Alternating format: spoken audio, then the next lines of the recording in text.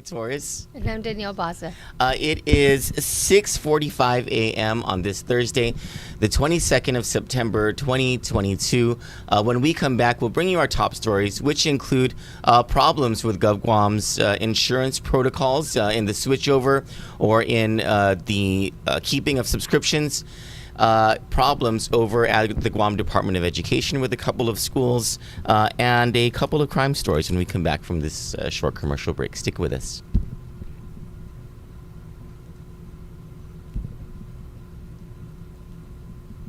And good morning. And there are just some technical difficulties going on. Right now, Relearning. we are seeing a rise in We're getting back energy into prices. We feel it at the pump, at the store, or each time we get our CUC bill. This is causing everyone to make difficult choices. Businesses are having to increase prices or reduce hours. Families are having to choose between keeping the aircon on or putting food on the table. Lieutenant Governor Arnold and Mayor Dave's commitment to our Commonwealth is demonstrated through their 30-plus years of public service. Their experiences have allowed them the opportunity to personally interact with our community during their most difficult moments, and for that, they have a better understanding of the needs of our people. The CNMI needs leaders that will promote policies that create jobs, grow paychecks, and improve the economic security of the CNMI businesses and families. We hear you, Marianas. It's time to get this government back in order. This election, please vote Arnold and Dave.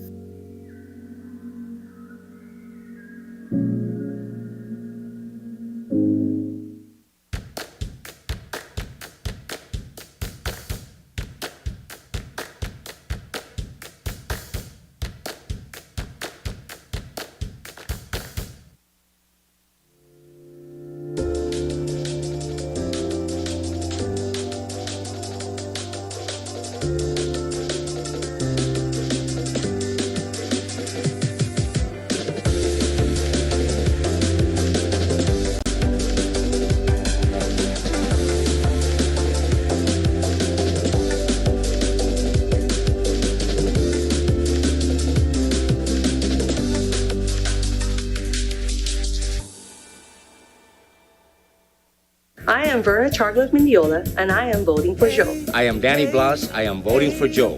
I am Sarah Babasa Charlotte Titano, and I am voting for Joe. My name is John Ray Titano, and I'm voting for Joe. I am Emily Caceres, and I'm voting for Joe. Ako po si Junel Lombero. Iboto po natin si Joe. My name is Anthony James Pastor Wolford, and I am voting for Joe. I am Edith Blas, and I'm voting for Joe. I'm Richard San Nicholas, and I'm voting for Joe. Everything the right way.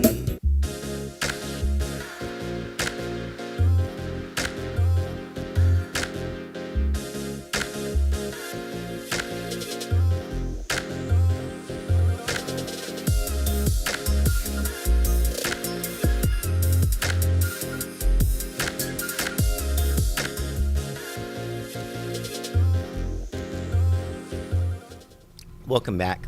FBLG Middle School in Jigo and Ocean View Middle School in Agate. The two schools Kandit raised to the Department of Education's attention after students and parents sent pictures of deteriorating conditions may be shut down for repairs, according to DOE officials.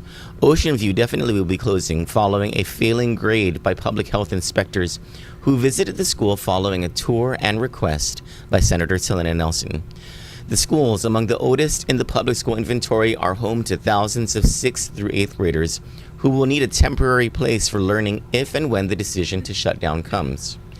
As Kandit previously reported, prior to the start of the school year, the Board of Education Safety Committee raised red flags at least at one of those campuses, FBLG, but the new DOE administration under Acting Superintendent Francis Santos took no action until photos and video began circulating publicly of dangerous conditions there. Those disclosures led to the release of other images from other schools, including Ocean View. DOE now claims that Mr. Santos has since mobilized government resources to assess campuses and determine whether they remain safe for students. Government of Guam employees who currently are Select Care subscribers are complaining about the complicated and out-of-the-way process in place for them to switch insurance carriers to Take Care. More employees and retirees reportedly are trying to make the switch following the disclosure of dramatically more expensive rates Select Care will be charging come October 1, the new fiscal year. According to the rates under both the 2000 plan and the 1500 plan, and for all 4 classes, Take Care will be charging premiums anywhere from about 50% to more than 90% cheaper than Select Care.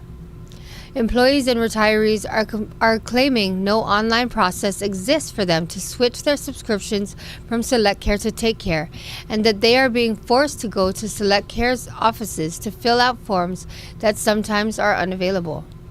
Open enrollment, the period when employees and retirees can switch or sign up for insurance, ends next week. Those currently subscribe to one of the insurance carriers and do nothing to switch or drop that carrier will automatically have their plan roll over and the new rates applied. A man who was found injured at Tangisan Beach with what appeared to be a gunshot wound was arrested by police after allegedly confessing he lied that someone else shot him. William Paul Maka was taken to the hospital last week Friday after he was found injured at the Dedo Beach. During his hospitalization, police claim Mr. Maka underwent surgery to remove what was believed to be a bullet from his arm. Instead, surgeons removed a nut and bolt. Detectives later arrested Maka for illegal possession of a firearms without a valid ID, possession of an unregistered firearm, reckless conduct, and obstructing government functions. The arresting offenses stem from his alleged confession that he made a firearm to shoot birds at the beach, and that the improvised firing mechanism malfunctioned and exploded in his hands, causing his arm injury. Though the Attorney General had Mr. Maka released from jail following his arrest, he has a previous criminal case from 2020 and was relinquished to the custody of Guam Marshals. Finally, police are asking for your help to locate this man. 24-year-old Brandon George Terlahi Flores, who was last seen in Agafagumas, Jigo. According to police, he is wanted for questioning relative to a robbery investigation that happened on August 22nd in Jigo. Police say Mr. Flores is believed to be avoiding authorities and may flee once spotted. Do not approach him, as he is believed to be armed and has an active warrant for his arrest in a prior theft and narcotics case. If you do see him or have information that can lead to his capture, please call Detective Jed Santo Tomas via GPD dispatch at 475-8615. Thank you for that. Now, when we come back, I'll tell you a little bit about the story that I've been working on regarding the Bank of Guam. Stick with us when we come back from this commercial break.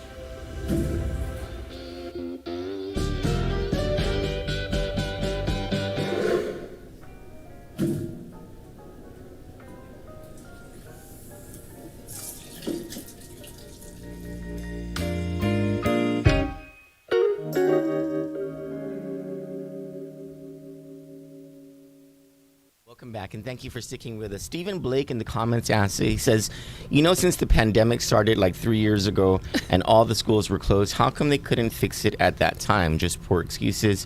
School principals responsible for their schools and the children. Well, it's a good question, and Mr. Blake, it's actually been more than 3 years since the government of Guam knew about the problems facing the schools in the Department of Education. It was more than 10 years ago, I believe, that the U.S. Army Corps of Engineers made a report about deferred maintenance. And back then, deferred maintenance, about 10 years ago, was pegged at about $100 million in school repairs that needed to be made. Of course, the conditions at these schools have deteriorated even further with all the earthquakes that have happened over the years. Of course, the wear and tear and the salt water that affects the exposed rebar, et cetera, et cetera.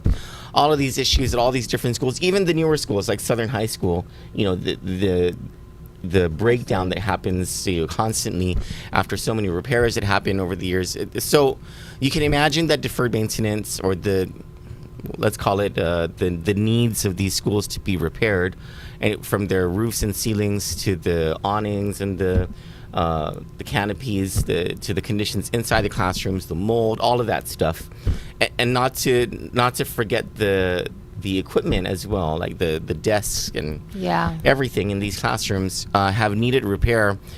Now, during the pandemic, an opportunity arose where DOE got $80 million in federal funds thanks to the efforts of Congressman Nicholas.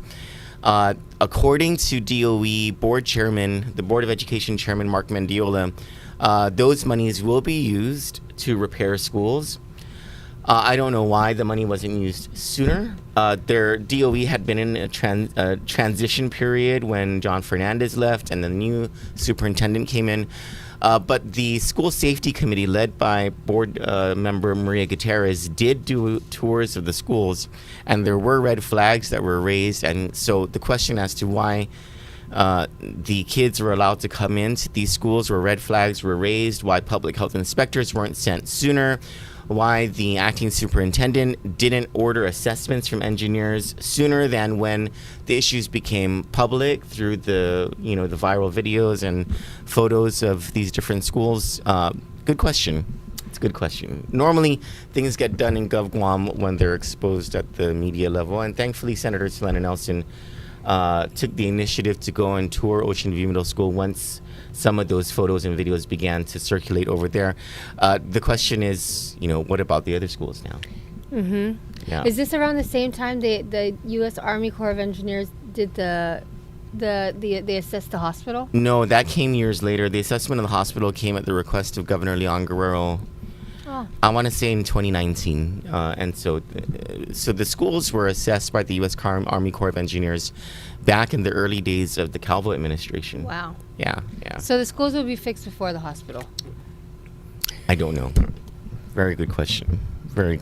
Now, I told you that I would be telling you a little bit about the story that we've been working on. This is since way before the primary election, about our Governor Lulian Guerrero's relationship with the Bank of Guam. Is no secret. She and her family own the majority of the bank, the majority of the shares of the bank, and so a question has arisen because the Bank of Guam is where the government of Guam does its banking and has stored hundreds of millions of dollars in federal funds in the bank.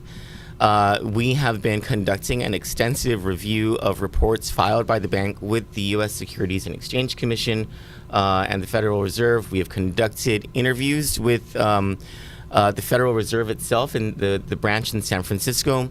And we have been conducting source interviews with people who are knowledgeable about banking on Guam. This is a rather complicated story, and that's why it's taking so long. On top of the fact that there are just a few of us here at Kandit, that some of us get sick sometimes, some of us get exhausted, and there are other stories to work on. But the story is coming along, and what I am able to tell you after reviewing the documents and reviewing the numbers is that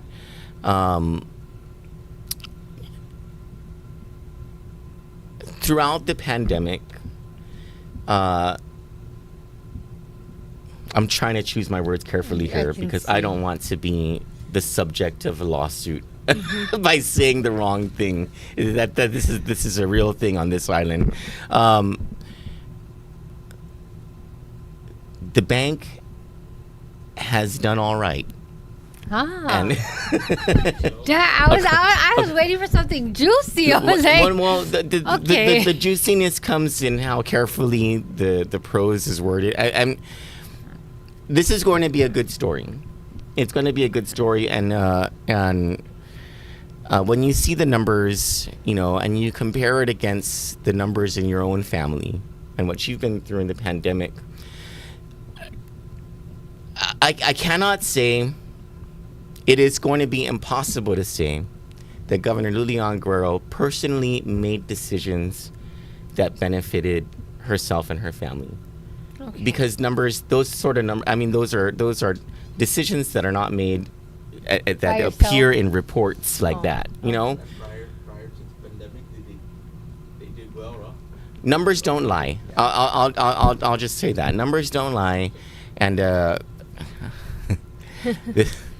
this is going to be some story. And it's not the only story that we're working on that has to do with issues of concern, issues of things that people have been wondering about. Where's the money going? Where have all these federal funds gone during the pandemic? Who has it benefited? We're also starting to work on a story regarding Guam Memorial Hospital. And for as much as Dr. Shea and other doctors and nurses and patients and family members have complained about the lack of this, that, or the other thing over at Guam Memorial Hospital, the lack of funding to get things done, there sure is a lot of money that's going to at least one contractor there. And we'll bring you that story as well. Just bear with us, have patience with us as we flesh these out, do our due diligence to present the truth. Mm-hmm. In an objective way and in a way where we're able to verify facts and numbers. And we would appreciate that. You can get these stories and more on kanditnews.com. Now we ask that you help us turn our attention to the only morning show of any significance or consequence on Guam. That's the Ray Gibson Show on the radio dial at 93.3 FM, or we watch it on Facebook Live at The Point Guam, or you can also watch it on YouTube Live on the Ray Gibson Show. For Kandit News, I'm Troy Torres. And I'm Danielle Baza. Good morning, Marianas.